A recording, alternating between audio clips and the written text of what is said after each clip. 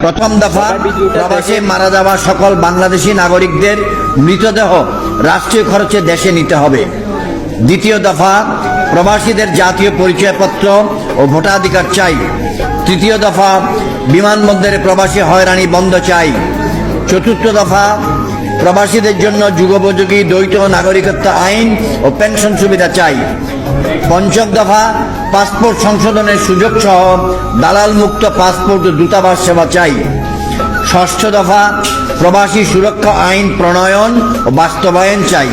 সপ্তম দফা, জাতীয় বাজেট প্রবাসীদের জন্য ন্যূনতম 5% বিশেষ বরাদ্দ চাই। অষ্টম দফা, বিদেশে কাগজপত্রবিহীন প্রবাসীদের বৈধকরণে সরকারের সহযোগিতা চাই। নবম দফা, বিদেশে প্রবাসীদের জন্য পর্যাপ্ত বাংলাদেশি দূতাবাস ও শ্রম কল্যাণ উইং চাই।